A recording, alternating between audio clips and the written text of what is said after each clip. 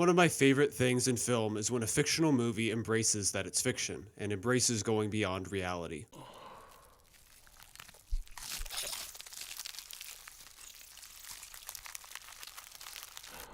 Editing, post-production, and an essentially omnipotent camera are all superpowers of film, because they can be used to create something impossible. You want to teleport? You want to shapeshift? You want to shrink to impossible sizes? Reality-breaking things like these can be accomplished with the powers of filmmaking, and no other choice uses these powers for good. This is the kind of movie that gets me excited to be watching movies, and that's the ideal response that I want from a movie. This is the newest film from legendary director Park Chan-wook, one of the first Korean directors to break into the global mainstream, and this was around the turn of the century. He's best known for Old Boy and his whole Vengeance trilogy, but his output has been consistent, and growing even more visually inventive, especially within these last two releases. No Other Choice is about a father who resorts to increasingly desperate measures to pull himself out of unemployment and regain his dignity. The movie is a delight. It's my second favorite of the year for now, and this doesn't happen without things like engaging performances, ideas, story, and it also doesn't happen without interesting filmmaking to appreciate. So I want to talk about how the film is elevated by its conspicuous and expressive style in a few ways. Light spoilers for most of the video. I'll try to remember to mark especially heavy spoilers. First element is the editing. When I think of expressive editing, I think of choices that go above and beyond transportation and timing. Things that stick out and things that are overt stylistic elements by themselves. And often these things come in the form of breaking you out of, let's call it reality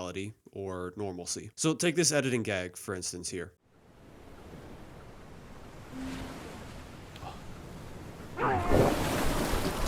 It rips us out of a normal sequence of events for what's essentially an audio pun about vomiting. It's conspicuous, it's stylish, and it's additive by creating a joke that only exists because of a conspicuous cut. A fun motif in the film is the crossfade, which has some wonderful twists on it.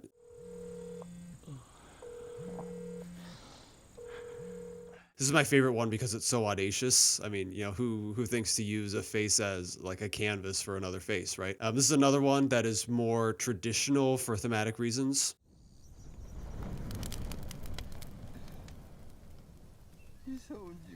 But it's still a unique setup given the extreme difference in distances between the two shots and the two elements. Can't really see that coming. There's a sequence in the back half of the film, which I think is just the best encapsulation of the editing. It goes wild with some of the overt, exuberant style while also showcasing editing talent and directorial talent in a slightly quieter way. The whole sequence is paced pretty fast, but so many of the shots are put together perfectly to tell you something. Several times in the film, the dad preaches the idea of unity under duress, being at war. And this whole sequence is repeatedly showing that, while also giving the ideas that it's a facade and that the unity isn't tenable. So you've got parallels between the dad and son fleeing, which both points to similarities in behavior and also a fracture in that they both have their own secrets. You've got these cuts between digging scenes, and then again you've got a growing fracture forming between the son and the father, as indicated by the strange nightmare he has, and these moments lean more beyond realism, of course, given the scale differences. So I think this is a great summary because you get normal cutting, which is like a normal level of like matching things and creating associations with fairly normal moments. And you also get like these exuberant match cuts and crossfades and things like that to communicate something in a hyper stylized sort of way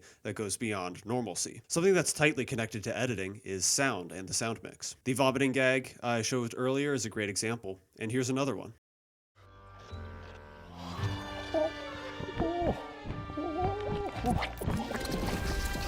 The sound is a fantastic match for the action. It goes above and beyond reality in the characteristic of the sound. The combination of the sound and image makes for not just a smooth flow of events, but also something more uncomfortable and punchy than simple reality. Another favorite moment is this pretty counterintuitive one right here.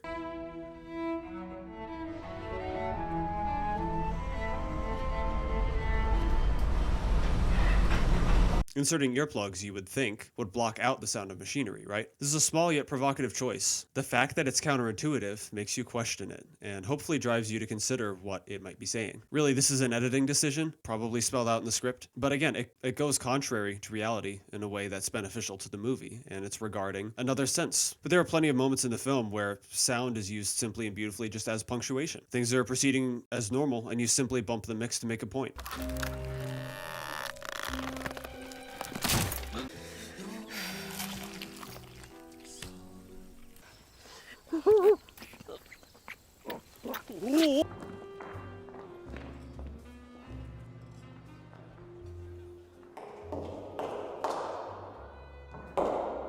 And you also have simpler, classic means of using sound as thematic reinforcement, like here. 건 도끼로 사람 모가지를 땡깡 자르는 짓 아니겠습니까?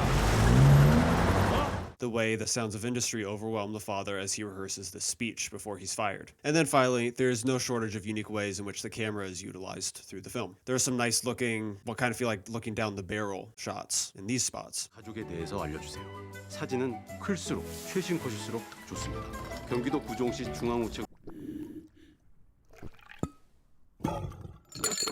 There are things like a snap zoom here, used to signify an internal state, meshed well with sound.